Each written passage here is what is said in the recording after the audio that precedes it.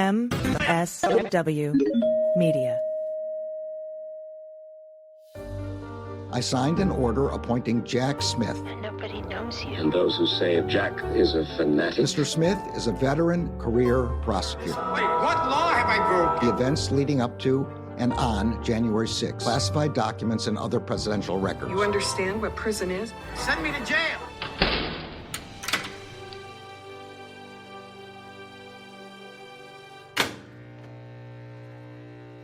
Welcome to episode 78 of Jack, the podcast about all things special counsel. It's Sunday, May 26th, 2024, and I'm Allison Gill. And I'm Andy McCabe.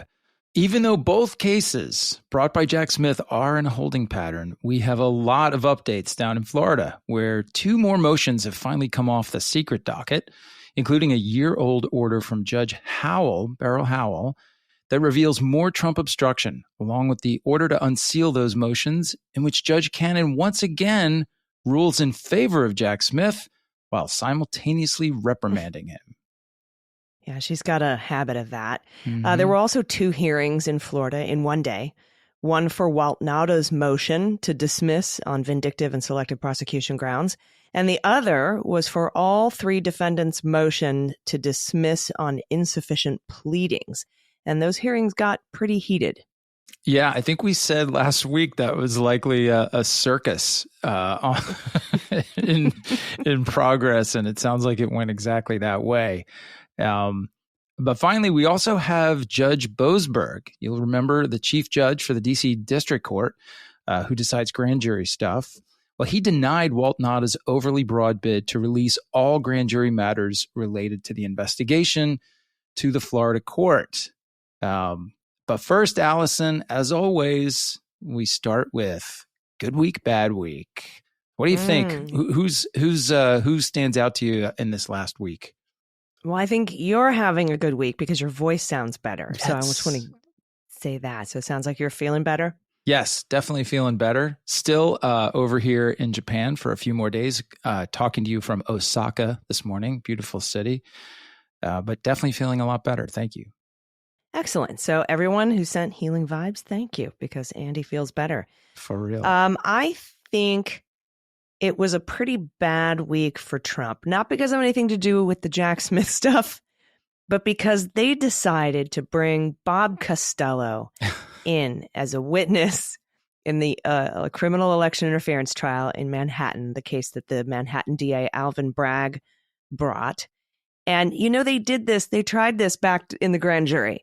They were like, Trump, do you want to? And he's like, no, I'm going to send Bob.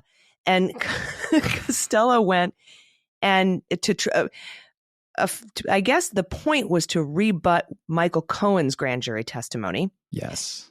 And after all that happened and Bob Costello went and then he made some remarks outside of the grand jury, the DA was like, well, we don't need to bring Michael Cohen back in to answer to any of that because it was all stupid. So not even necessary to respond to. Pass, hard pass. Right. And so we were thinking, no way the defense is going to call any witnesses, let alone Costello. And sure enough, they did. And any tiny bit of a case that the defense had, that Trump had, I think personally, in my opinion, was completely obliterated by Costello's performance on the stand. So I think it was a very bad week for Donald Trump. And for Jack Smith, I think it was just also a bad week. And I say that not bad, but difficult because of what Judge Cannon is doing and what went on in that hearing with Harbach. I think it was Harbach and Jay Bratt. And we're going to talk about that a little bit later, but it didn't go well. Yeah, I'm with you on both of those. I think as we very slowly make our way through these motions in Southern Florida, each time it's like a starker realization of what we were worried about in the beginning. I think her rulings indicate a very clear dislike for the prosecution team, and we'll go over that in a few minutes. But totally agree with you on the Trump New York trial. Oh my gosh! So two things I would point out about that decision to have Costello testify. Let's not forget that in the prosecution's case, they had already talked about Costello, and they'd they had his text messages and emails to Michael Cohen admitted as evidence of the fact that he was basically the fixer, right? He was the guy who was reaching out to Cohen to kind of strong arm him into keeping his mouth shut after the FBI searched his house. So already Costello, in the minds of these jurors, is like this kind of pseudo thug who is doing something at least kind of sketchy, if not illegal. Mm-hmm. So they bring... And that came up in the Mueller investigation in Volume 2 for obstruction. Costello's emails trying to get Cohen into the fold, keep him in the fold. Super shady. So you're going to bring that guy out. That's the last image that you're going to leave in the jurors' minds, is that like, this is our guy. Really, really bad decision. And it also, the second point is it runs counter to their best defense, which is this thing is nothing.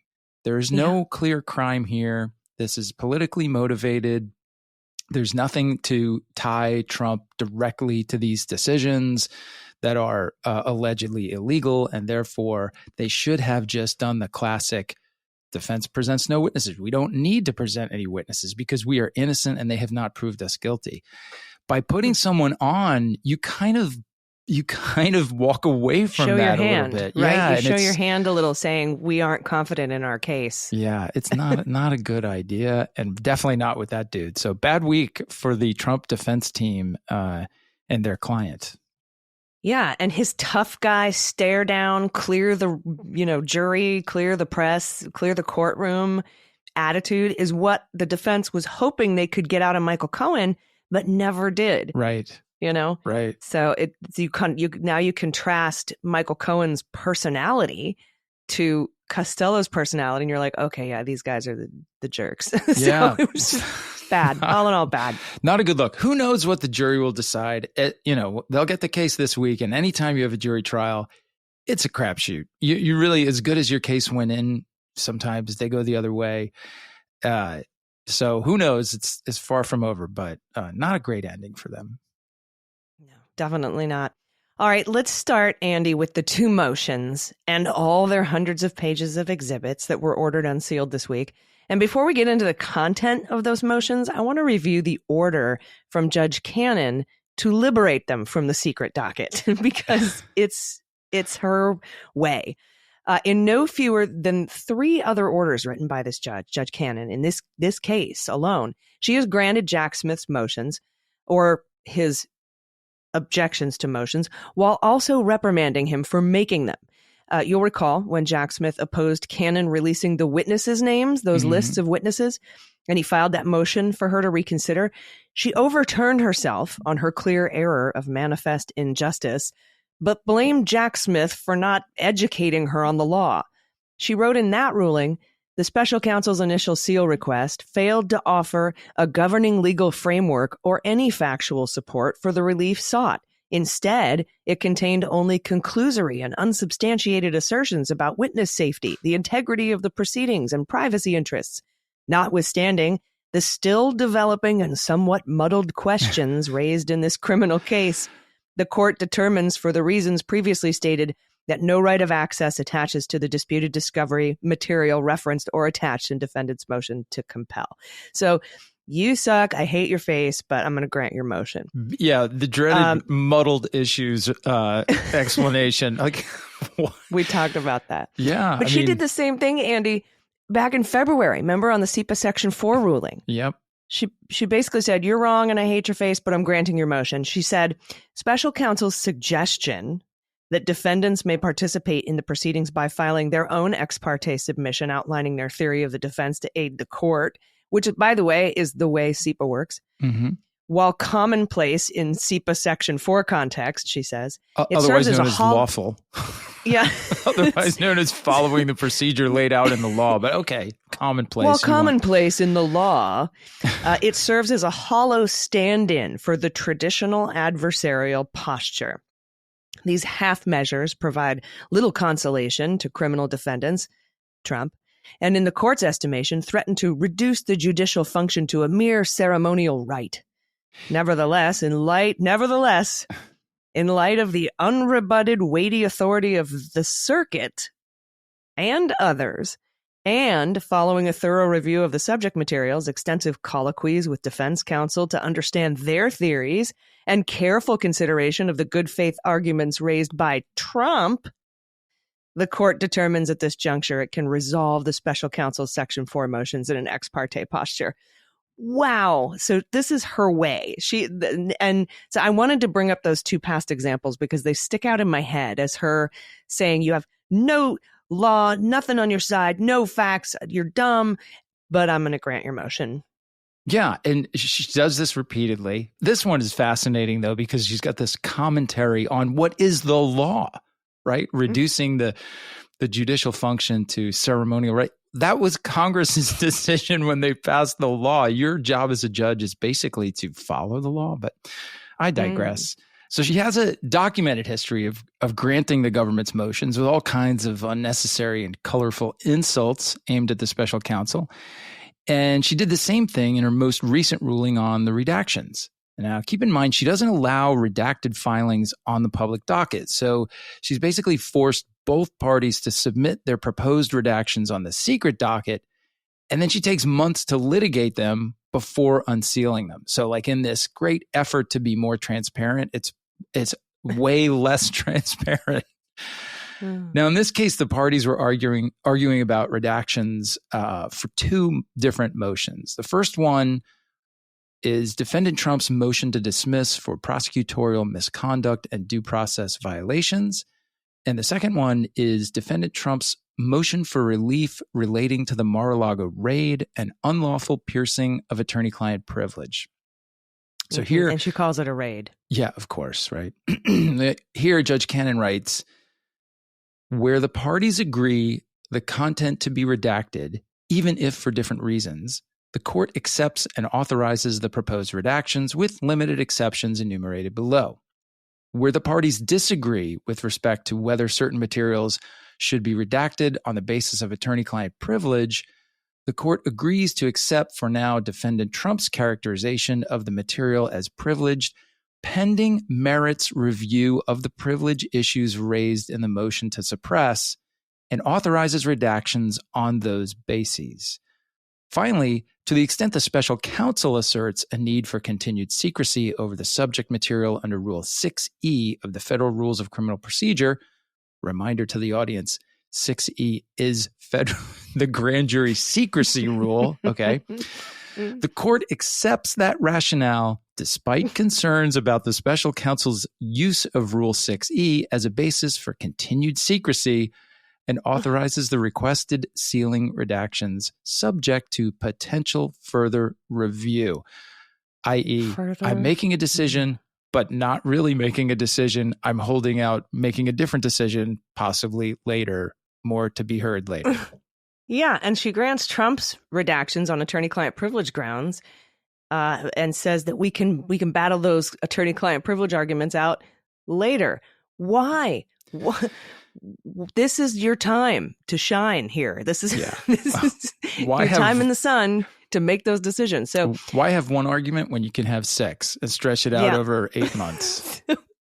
So now we'll have other hearings on those privileges, right? That attorney-client privilege. Then we'll have another hearing on special counsel's rule of use of a rule that is using 6E for a continued secrecy. Yeah, because grand jury material is secret. Right. Yeah, so, that's the rule. Yeah. So she manages to congratulate Trump, assert concerns about the government's use of rules, but grants Jack Smith's redactions. But again, subject to further review, whatever. She's not even making a ruling in her ruling. Right. It's ridiculous. She then says, in the end of her order, in closing, the court deems it necessary to express concern over the special counsel's treatment of certain sealed materials in this case. In two separate filings related to sealing, the special counsel stated without qualification that he had no objections to full unsealing of previously sealed docket entries related to allegations of prosecutorial misconduct. Didn't have any arguments. Subsequently, in the course of adjudicating continuing redaction disputes leading to this order, the court, the judge, inquired about those now unsealed filings that he didn't object to, which contain material as to which the special counsel has voiced and continues to voice objections to unsealing, opposing public disclosure of witness names, ancillary names, and grand jury matters. Let me stop here and say Jack Smith never agreed to unseal potential witness names, ancillary names, or grand jury matters. In response, she continues, special counsel took the position on unsealing in order to publicly and transparently refute defense allegations of prosecutorial misconduct raised in pretrial motions.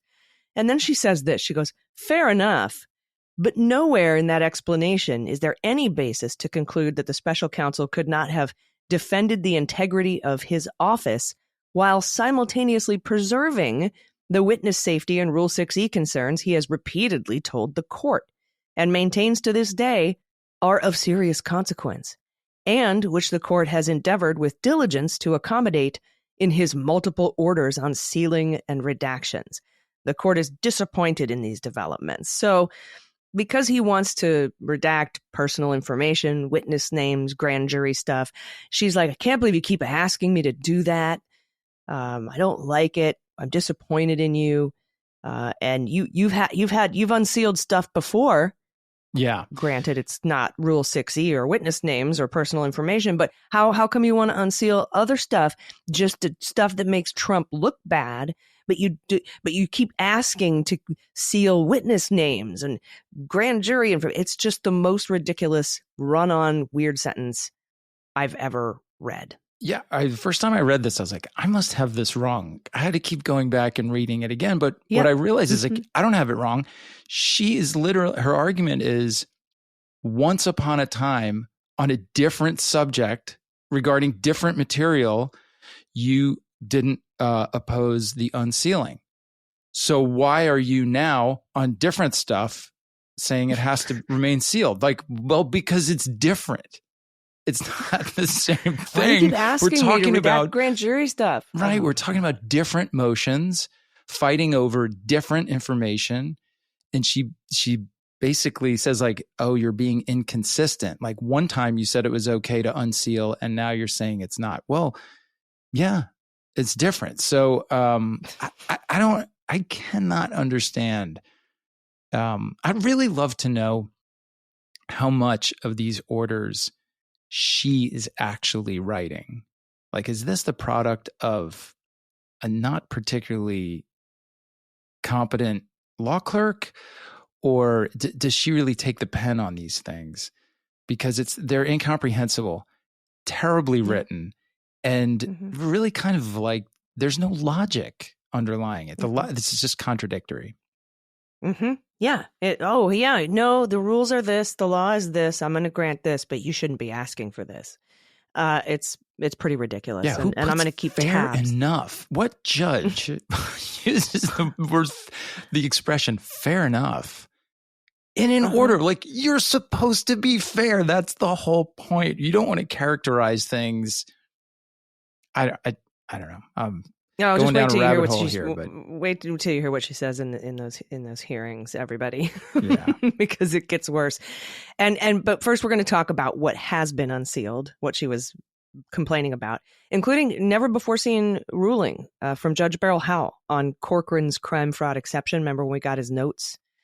Yes. And templated language limiting the use of force during the Mar-a-Lago search, which has turned into a giant conspiracy theory that Joe Biden is out to assassinate the former president. Hey, everyone, this is AG with some breaking news. Within hours of finishing the recording of this episode of the Jack Podcast, Jack Smith filed a motion for a limited gag order over Trump's remarks about the FBI's ops form limiting the use of deadly force. And it's got everything Andy and I just talked about.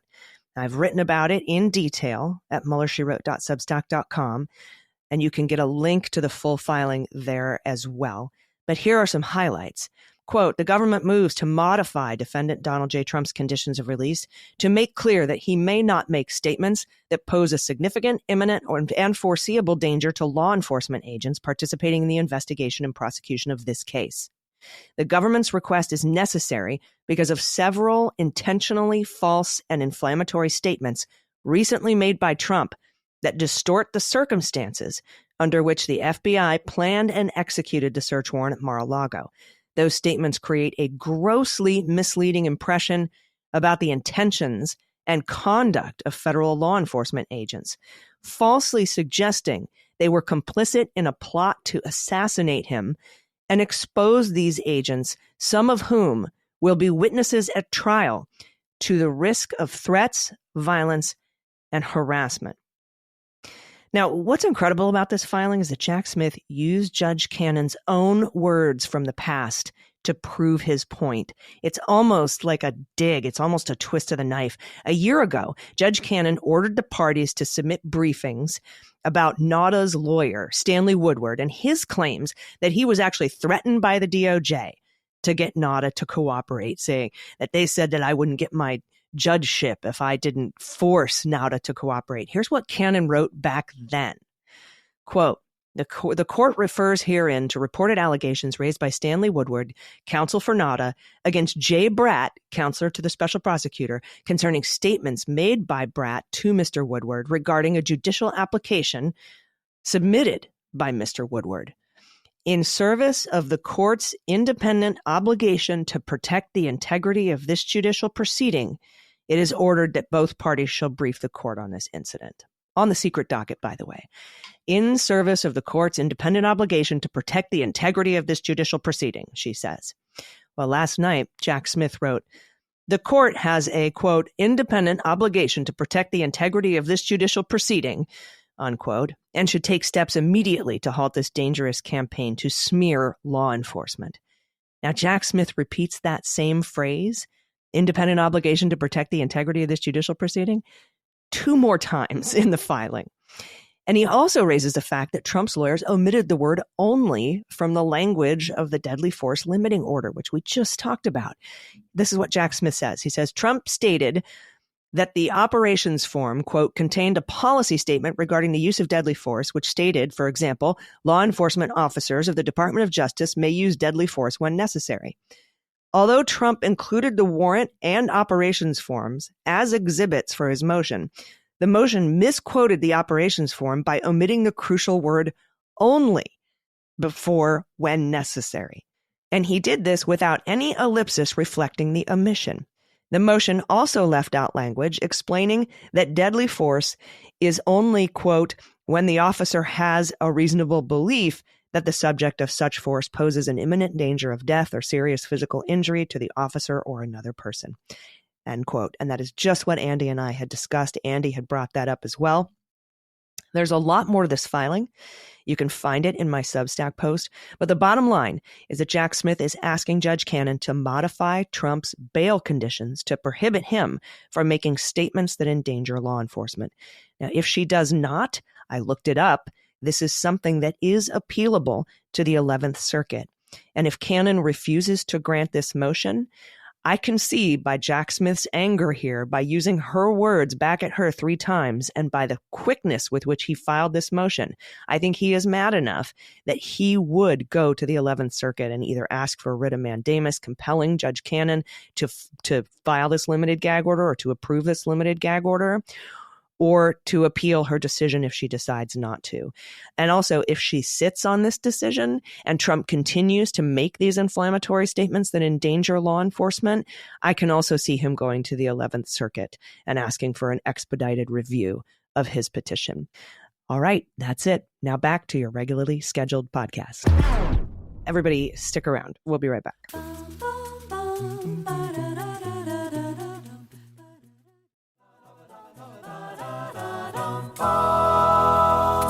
Welcome back.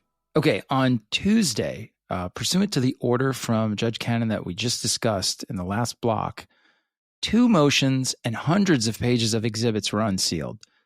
One of the exhibits attached to Trump's motion to dismiss based on a breach of attorney-client privilege is an order from Judge Beryl Howell that was written in March of 2023. Now, you'll recall at that time, she was the chief judge in D.C., so she was overseeing all grand jury matters. So that order confirms what we already knew to be true about the secret battle between the parties about the additional searches of Trump's properties, along with a new revelation about the extent of Donald Trump's obstruction. Ultimately, the ruling is about whether Corcoran's notes had to be handed over to the government under the crime fraud exception, which, of course, they were. But in her section on background, we get a lot of new detail about the timeline of events. Yeah. And it was also to get his testimony, right? Because remember when he went into the grand jury and Correct. claimed attorney-client privilege with that phone call that he had when the tapes were subpoenaed and the meeting he had with Trump when they got the original subpoena to hand over the classified stuff. So he tried to claim work product privilege, deliberative process, all these privileges, attorney-client privilege. And the government was like, no, compel him to come in and testify. None of this it's all crime, fraud accepted. So the government, well, first of all, Judge Howell runs through how the 85 to 95 bankers' boxes got to Mar-a-Lago and where they were stored and when they were stored there in that unlocked storage room. She then goes over the back and forth with the National Archives to retrieve the boxes, and then the handoff to the IG at DOJ when classified materials were found in those boxes. And we don't need to go over all that again. We know that long, drawn-out process and all of the chances that Donald Trump had been given. And then she goes over the May 11th subpoena, a concession as DOJ wanted, by the way, a search warrant. You'll remember. And the FBI was like, no, let's do a subpoena first. And we're like, okay. So they agreed on a subpoena, and that went out May 11th. And they also wanted an attestation, a certification that all of the stuff had been handed over. The government also conceded that Corcoran did not have to come up to D.C. and produce all the documents on May 24th. The FBI said, we'll come down and get them then. And Corcoran asked for 2 more weeks, and the government granted that extension. Just concession after concession, Andy. But just like you do in an assassination attempt. Then I'm kidding. Then we get to the section called Movement of the Boxes Out of the Storage Room Before Corcoran's Search. Corcoran's name, by the way, is redacted, but I know who it is. Right. And a lot of this part is redacted, but it says between the May 23rd meeting between Corcoran and Trump about the subpoena and the June 2nd search conducted by Corcoran, employees of the former president moved approximately 64 boxes from that storage room to the former president's personal suite and returned only about 25 to 30 boxes to that storage room. That's from the Judge Howell's writing. Correct. But then at that moment, Trump changed his travel plan so he could stick around and go through the boxes. He delayed leaving for Bedminster. He was going to leave on May 28th, but he changed it to June 5th. And he made that change the day after he met with Corcoran on May 23rd, right? So May 11th subpoena, meeting with Corcoran on the 23rd about the subpoena. May 24th, he's like, I got to change my travel plans and pick through these boxes. I got a lot of work to do before I can go home for summer vacay. And this is from the filing. Security camera footage reveals that box movement began on May 22nd, the day before Corcoran and Bob's meeting with the former president. Cameras capturing Nauta moving a box from the storage room. And Andy, for the first time, we get to see a photo of Walt Nauta moving boxes from the storage room. That was on June 1st. That's before Corcoran's search. And you'll recall he testified to the grand jury that he didn't know anything about the boxes. I don't know what boxes you're talking about. It goes on to say Nauta was interviewed by the FBI on May 26th regarding the location of boxes at Mar-a-Lago. 4 days after that FBI interview, within an hour of speaking to the former president by phone, Nauta moved about 50 boxes from the storage room to the former president's suite. And on May 30th, Nauta texted another person that Trump wanted to review and look through, pick through the boxes. That's in text messages that they have. And then on June 2nd, Nauta and his friend moved 25 to 30 boxes back to the storage room after they'd been picked through by Donald Trump, leaving about 34 to 39 boxes unaccounted for. Now, the section on the June 2nd search, by the way, in this filing, that June 2nd search by Corcoran of the storage room, the assignment of the custodian of records, which never really happened, and the section on the June 3rd handoff is all redacted, presumably because it's grand jury testimony. Right. And can I just say here, this is kind of a side note, but to all those people who are still asking, why was Joe Biden's investigation of classified documents handled differently than Donald Trump's? This is why. We keep saying it's because of evidence of intent. You had none in the Biden case, and you've got gallons of it, just a gusher of it here. You got videos of boxes being brought to Trump. You got him canceling his plans for the purpose of staying back and looking at the materials. Like, it's really a remarkable a remarkable case in terms of evidence of the intent. amount of evidence, right? Yeah. Yeah. Okay, so then we jump to June 24th. There was a subpoena for the video surveillance footage. And that, of course, led to the search warrant on August 8th.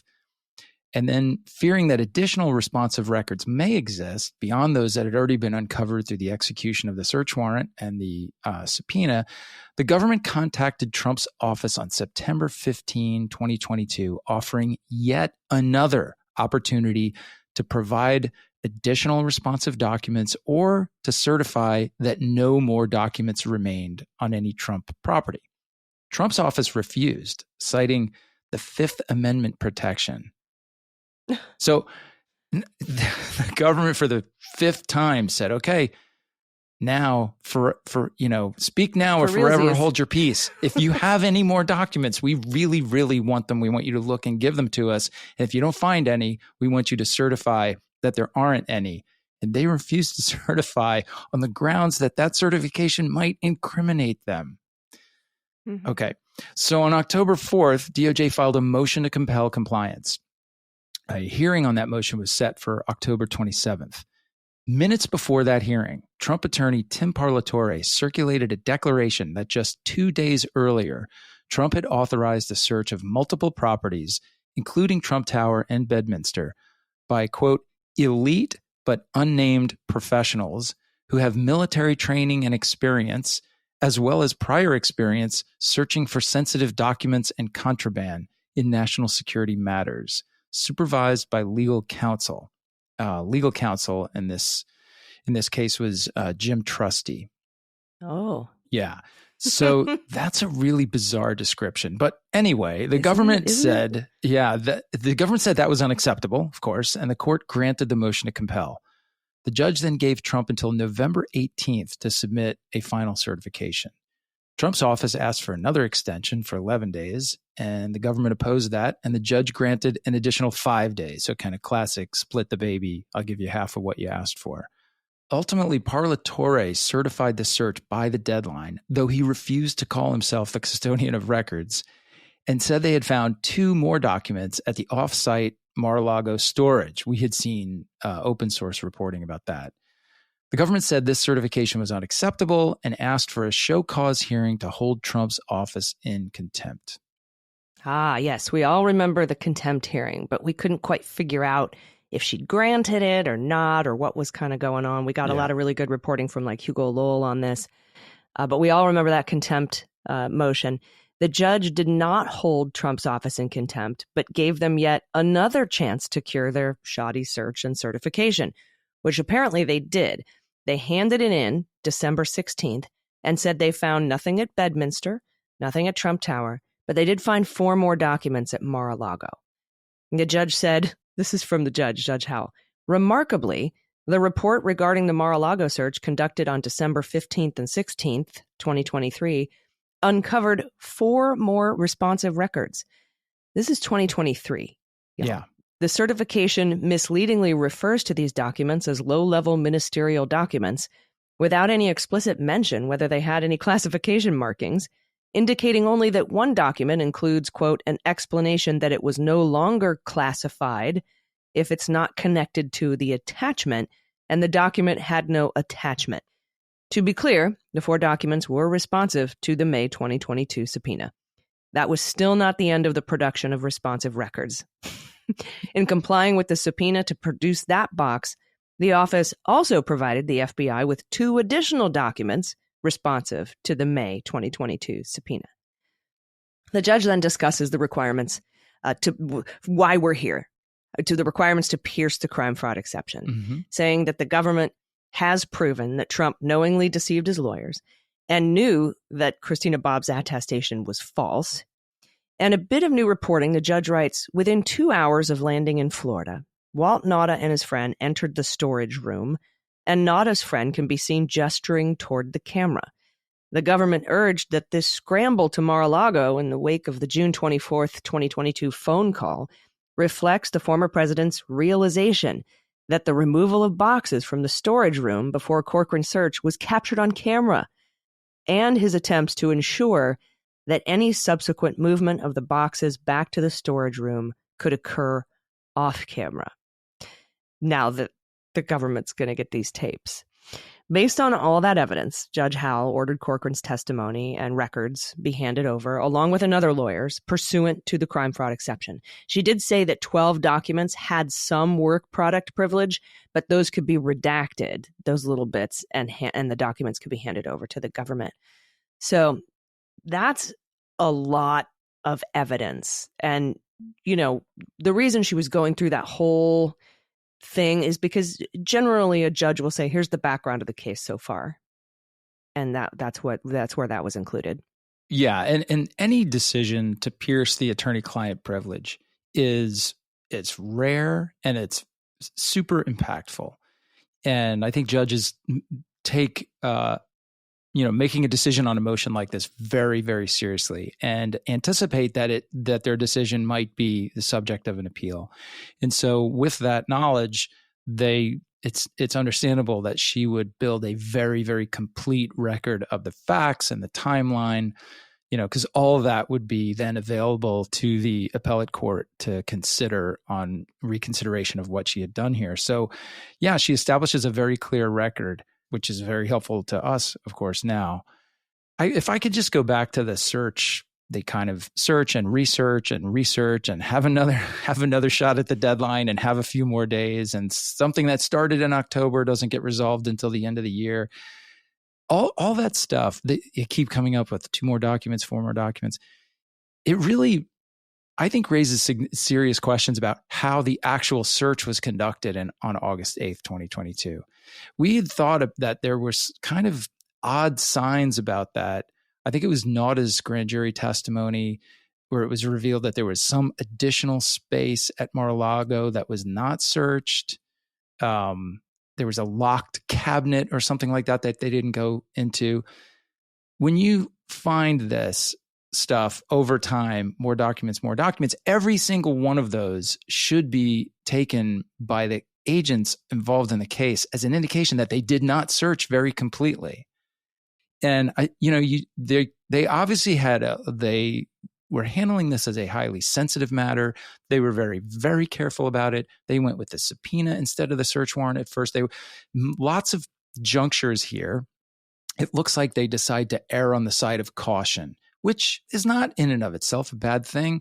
But I wonder if that hampered I don't want to say aggression, because that's not what it's about, the completeness of the search. Thoroughness. When they finally got on site and you're there to search, you got to search thoroughly and completely and systematically every space that you have lawful authority to enter. And the fact that they kept finding more documents in the place that they had searched indicates that they didn't do that here. And by the way, the fact that Parlatore and Trusty found more documents, not the FBI. Right. Found, so there were spaces that were volumes. Clearly not searched. Now, maybe there's a legal interpretation that those spaces were not searchable under the terms of the warrant. I don't know. I mean, I'm not trying to convict or defend them. I'm just saying that in hindsight, it raises questions about how complete the search was. Mm-hmm. And it looks like she never held them in contempt. She accepted their certification. So that's kind of where that whole thing ended up. Corcoran ended up testifying. Yeah. Now that's just one. I mean, it was many, many pages, that ruling, but that's just one of the exhibits attached to one of the motions that was unsealed. There were many other exhibits, many other pages, many other redactions that had to be litigated behind the secret docket. Dragging this out months and months. But there was another piece of information that was unsealed with regard to the search warrant affidavit.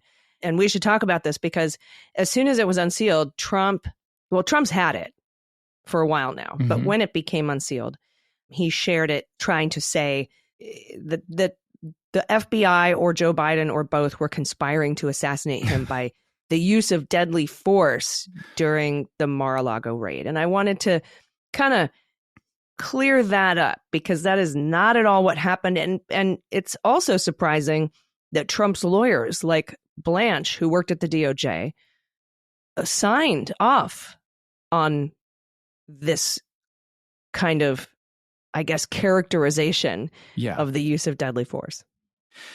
Yeah, this thing makes my head want to explode. I'll start it by saying, if there are any of my former colleagues listening to this, at some point, there's no limit to how Donald Trump will lie about the FBI. There's absolutely no limit to it. And this is just another example of that. And so knowing how search warrants work and what an operations order is, you've got, if there's anyone out there listening from the FBI who is still supportive of this guy, it's time to really reconsider that decision. But in any case, what we're talking about here is an operations order. And it is FBI policy that anytime you execute a search warrant or an arrest warrant, you have to fill out an operations order. It's an internal document.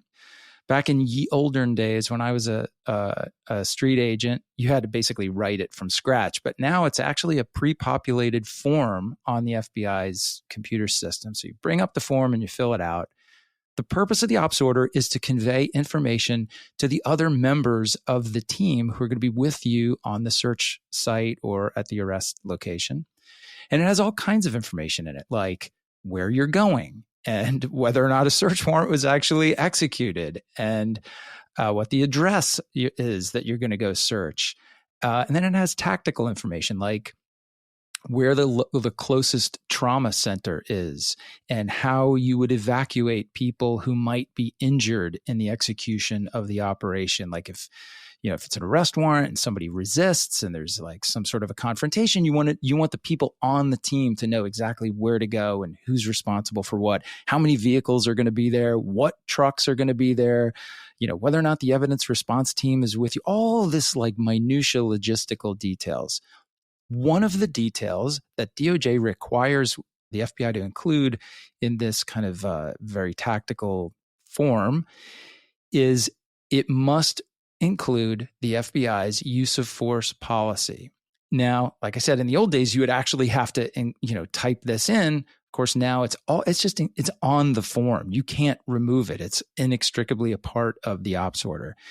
And the use of force policy is not an authorization to assassinate anyone. It is, in fact, the exact opposite. It is a notice to FBI agents of the limited circumstances in which they might be able to use force. So it's a limitation on how and when you can apply lethal force. So it lays out the details of when you are actually authorized to use force. And I'm going to read a little bit of it here for you, Allison. So it begins by saying law enforcement officers of the Department of Justice may use deadly force only when necessary. That is when the officer has a reasonable belief that the subject of such force poses an imminent danger of death or serious physical injury to the officer or to another person. That's the basic policy. You can only pull your gun out and use it when you're doing so to protect your life or the life of another person. And then it has additional limitations that are listed. You may not use lethal force to prevent the escape of a fleeing subject. You cannot use lethal force to disable a moving vehicle. Like these sorts of things further limit how you could potentially, how you would be authorized to use your firearm. So that's what this was in a standard form that must be used in every search warrant, not just search warrants for Donald Trump or for Republicans. This is just a part of how the FBI monitors and controls its agents across the country to do things consistently according to the law. Yeah, and the thing is that in the actual motion to dismiss, Trump's lawyers write that it says that the FBI should use force ... when necessary. They leave out the word only on purpose. Yeah. Instead of deadly force only when necessary, it just says deadly force when necessary. Right. And those lawyers sign their names to that. And it seems like sanctionable stuff to me, especially two dudes who have previously worked at the Department of Justice, have been prosecutors, who have done this before, who are familiar with these forms. It blows my mind that they're allowed to misrepresent what it says like that in order to, create this political grenade that could endanger and will endanger now FBI agents, and especially if he is convicted. Do you know what I mean? It's like bad news. It's deliberately misleading the way they use that quote, and I think the presenting this the way they did was also deliberately misleading without any completely outside the context of how this open, publicly available FBI policy is used. Like, people should see this and be like, hey, that's a great thing. The FBI is being very careful, making sure that there are people who go out and are interacting with the public in a sensitive circumstance like a search warrant understand exactly the limits of their legal authority. That's what this is. Merrick Garland modified them too to eliminate chokeholds, for example. Yeah. In the wake of what happened to George Floyd, he says, well, we can't really control the local police, but we can control what our federal cops do, FBI, et cetera. So we are going to ban chokeholds, and we're going to, make it even more safe for criminal defendants. And so limiting the use of deadly force and pulling out words and cherry picking it to make it seem like they wanted to use deadly force, knowing full well in advance that Trump wasn't going to be there, and that NARA spent 9 months trying to get stuff, and then they sent it to the DOJIG, and then they did this, and then they wanted, then they did a subpoena instead of a search warrant, and then they did an extension and an extension and an extension and an extension. It's like, those are the layers and layers of protections against rogue prosecutors that Sotomayor talked about in the immunity arguments. And I talked about on our panel when looking at the immunity arguments, trying to figure out for Alito and Thomas where it all ends with these rogue prosecutors. This case is a perfect example of how we never get to that point. We're still a year after the indictment, and a day hasn't told on the speedy trial clock. So it's just absolutely mind-boggling that you have the perfect example right in front of you of the layers and layers of protections for criminal defendants, including limiting the use of deadly force and making sure he wasn't there. And we're not going to wear our windbreakers, and we're going to wear khakis and polos, and we're not going to break down doors because they're locked. Coordinated with his attorney before they actually executed the search, even the day of, coordinated with the Secret Service before they went in there. I mean, there were innumerable lengths that the Bureau went to do this in the least confrontational way possible. And by doing so, I will point out, gave him considerations that most people do not get. And despite that, what you hear is protestations to the contrary. Oh, I'm being politically, prosecuted, and this whole thing is rigged against me, and Joe Biden's pulling all the strings. It's just fantasy. Yeah. It's nonsense, and it's designed it's a bit of it is bare knuckled criminal defense work. They go right up to the edge in terms of making their arguments and things like that to get delay, to kind of undermine the prosecution's evidence, whatever. That's part of the process. But it's also politics, because this is electioneering on his part to get out there on Truth Social and claim completely falsely that the FBI tried to assassinate him. That's a political message. It doesn't actually have anything to do with facts or this case. Yeah, and I hope that the FBI has learned, after what happened to them during the Mueller investigation and in the Trump years, that they're a little bit gun shy. Now, quite literally, I hope that they've learned that treating Trump with kid gloves doesn't make him attack you any less. It won't. That's right. And, the only course, this is my view, I guess others don't embrace it. The only course you can take, I think, as a leader of the FBI, is to try to do things exactly the way you would with this guy as you would with every other guy. And when given the facts and the circumstances and the law, you go forward, whether that's opening a case or pursuing a search warrant or an arrest warrant or whatever it is. And you let the chips fall wherever they fall politically. Yeah, somebody's really not going to like you at the end of the day. That's too bad. You didn't take the job to be, Mr. Popular. So you just kind of move forward. They definitely kind of hesitated and pulled back a bunch of times in the course of this case. You can make the argument it was trying to be careful, trying to err on the side of caution, trying to avoid problems. Okay, but when I think there's sometimes fallout from that you maybe didn't expect and was not productive. Yeah, agreed.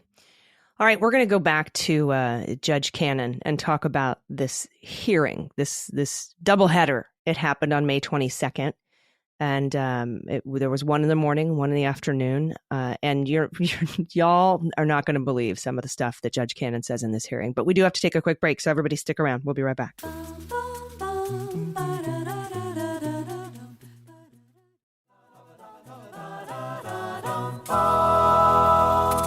Welcome back. Okay, Allison, let's talk about the hearings that happened on May 22nd. And you'll remember from the episode last week that Judge Cannon scheduled 2 hearings last week on the same day. This reporting is from my colleagues at CNN, Hannah Rabinowitz, Tierney Sneed, and Evan Perez. During a marathon day of proceedings in the Mar-a-Lago classified documents case, a morning hearing in front of Judge Aileen Cannon devolved into a shouting match amongst the attorneys, and the afternoon series of arguments prompted the judge to wonder if the legal nuances of the case may be too difficult for jurors to understand. The heated arguments played out in a morning proceeding in Fort Pierce, Florida, that had been scheduled for Walt Nauta, one of former President Donald Trump's co-defendants, to present arguments that special counsel Jack Smith's team had selectively and vindictively brought charges against him. But the hearing quickly diverted into a long-standing disagreement over an August 2022 meeting between prosecutor Jay Bratt and Nauta's defense attorney Stanley Woodward. Woodward has claimed in court proceedings and filings that Bratt attempted to pressure him into convincing Nauta to cooperate against Trump by threatening to effect a potential judgeship nomination. Cannon did not issue a ruling from the bench on Nauta's motion that the case be dismissed on those grounds. Shock of all shocks. Nor did Cannon rule on a motion she heard during an afternoon session Wednesday brought by all 3 of the case's defendants who claimed that the indictment suffers technical flaws that require the dismissal of the charges. Cannon seemed skeptical of those arguments while also expressing concern about a jury's ability to understand the legal nuances in the case at a future trial. Quote, "Real people have to decide these issues," Cannon said. All right, so everybody hear that? Judge Cannon is calling you too stupid to understand this case. She doesn't acknowledge the fact that the judge's role is to make sure the jurors understand the case and the law, but I don't know. Let's not get hung up on that. It's Jack Smith's job, mm-hmm. Obviously, and I'm very disappointed in Jack Smith's job that he's doing. Here's more from the article. Walt Nauta claims that he was criminally charged in the case as retaliation for declining not to cooperate with Justice Department investigation into the former president's retention of classified documents at his estate. And I want to just sort of say, yeah, that's kind of how it works. If you don't cooperate and we have you on video moving boxes and you tell us to our faces that you don't know anything about any boxes, yeah, we are going to retaliate against you by indicting you. I don't know. These conversations happen in every case. That's how you get people to cooperate. You say, dude, you're done. I have all this evidence against you. And you got 2 choices. You can come on board, come on Team America and provide, testimony at trial, or you can take your chances. I'm telling you right now, I'm going to indict you if you go that way, and you're going to get convicted because I've got a great case. That's how that conversation happens in every federal criminal case. It's like Nauta is saying, well, so if I lie to you and don't cooperate, you're going to indict me? That can't be right. It's exactly right. Beyond my that's comprehension. How it works. But then Woodward says at this hearing, he says, I'd been recommended for a judgeship. That's beyond dispute. There was a folder about defense counsel on the table during that meeting, he said, claiming Bratt referenced that judgeship recommendation. Quote, I think the implication was that I was to travel and convince Mr. Nauta to cooperate with the investigation. And if I didn't do that, there'd be consequences. So he's extrapolating this from the fact that there's a folder about defense counsel on the table. No one said anything, but he's saying the implication was that I had to convince Nauta to cooperate. And if I didn't, there'd be consequences. I wouldn't get this judgeship.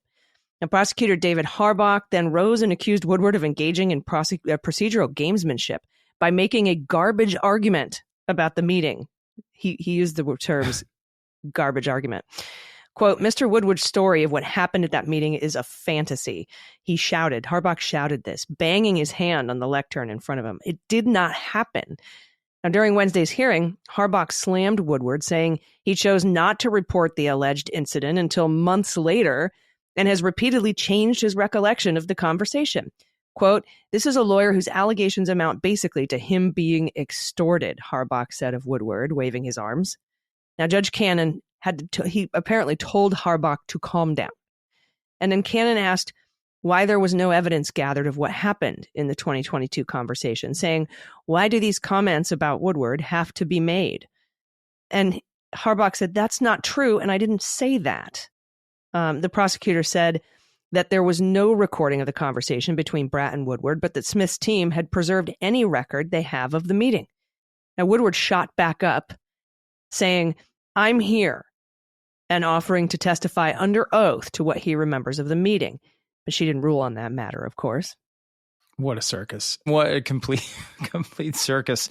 So that was the morning hearing. Then there was another one in the afternoon. CNN writes, during the afternoon portion of Wednesday's arguments, the defense lawyers raised concerns about how prosecutors structured the indictment, claiming that the wording for different charges within the same indictment sometimes sounded the same. Prosecutor Jay Bratt said the charges reference different parts of the obstruction statute used to charge Trump and two of his employees. Bratt also pointed out that jurors would be given clear instructions about the charges during trial. Cannon said that while, quote, it's going to be hard for someone to detect what's different in these counts, she noted that, quote, it will be a project down the road. Cannon is yet to set a trial date in the case after indefinitely postponing it in an order earlier this month. The Florida judge spent hours Wednesday entertaining theories from defense attorneys about what they say were problems in the investigation and the prosecution of the former president, Nauta, and the third co-defendant, Carlos de Oliveira. The defense theories ranged from allegations that prosecutors tried to extort Nauta's attorney to claims that prosecutors used inappropriate, quote, attention-grabbing descriptions of Mar-a-Lago in the indictment.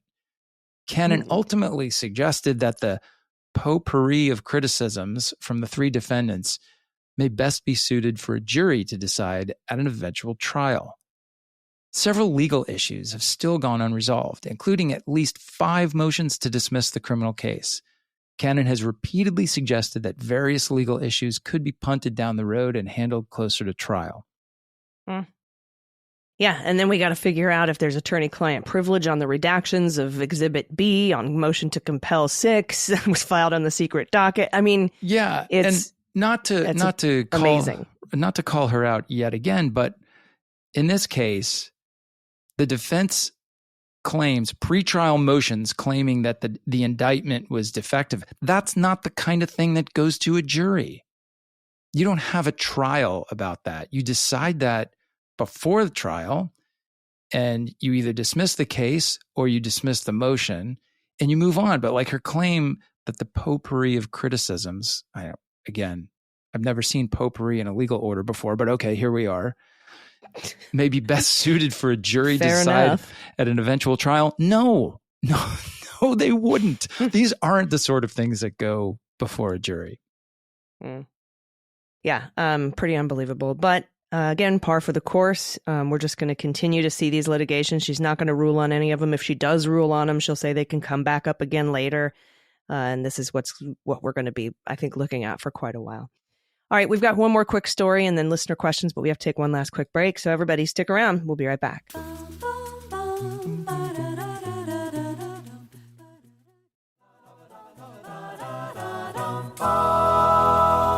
Hey, everybody, welcome back. One more bit of news in the ongoing secret docket saga of one Aileen Cannon. In a ruling issued May 15th, Judge Boasberg, who is now the chief judge of the D.C. Circuit Court, took over from Judge Beryl Howell. Mm-hmm. He oversees grand jury matters. The judge, Judge Boasberg, says that Walt Nauta is asking for all relevant grand jury materials in the case against Trump, including the proceeding where the DOJ got Nauta's grand jury testimony, the case in which the DOJ got an immunity order compelling the testimony of redacted and redacted, the case where they got an order compelling the compliance with the grand jury subpoena. It was the second and third and fourth searches. Yep. The case where they pierced attorney-client privilege to get those two lawyers to testify, and the case where the DOJ got an order compelling Trump to produce additional classified documents. Nauta also apparently asked for any other relevant grand jury materials that I don't know about. And the judge denied this motion for being patently, he said, patently overbroad, and because Nauta failed to particularize why he needs any of it. So that didn't go too well for him. Yeah, my guess is he knew he was going to lose that. He's just throwing these things out there so that he can later come back and pursue them on appeal if he's convicted. Yeah, so I didn't get the discovery I should have had or whatever. And plus, he was just trying to get all this stuff because this all has to mostly do with Trump, and Trump wants it. Mm-hmm. But, and I think Trump is going to get most of it if it involves him. But that's just very interesting. And let's not forget, Nauta's attorney, Stanley Woodward, is like Trump World Inside in-house counsel. Right? Yeah, he's the guy paid for he's by Trump. He's paid for by Trump or the PAC or whoever doles out that money. And he's represented a whole bunch of people from Trump World who Trump had a significant interest in making sure they, pursued their own defense in the way that was most amenable to him. So There you go. All right. Listener questions. Are we ready? Yeah, time for questions. And again, if you have any questions, there is a link in the show notes that you can follow to fill out a form to submit your questions to me and Andy. Yes. Yeah. Good questions again this week. I picked this one because I think it kind of hits on all the cases a little bit. And it's kind of a broader issue that we haven't talked about recently. But as we get closer to a verdict in the New York trial, I think a lot of people are wondering about issues like this. So Chip writes in, could the Supreme Court decide that not even the states have the right to prosecute a president, or conditions as to when they could prosecute a president? Would this mean that all of the states indicting Trump could just be out of luck? Well, I guess the short answer is yes, but it probably deserves a little more explanation than that. You kind of have to think about this in two halves. The first is the question of can they prosecute? And the second is the issue of if convicted, can a president be sentenced? So we know that on the federal level, there's a DOJ policy that says you can't prosecute a sitting president. So that's not the law, but it is policy, and it's been observed for quite some time.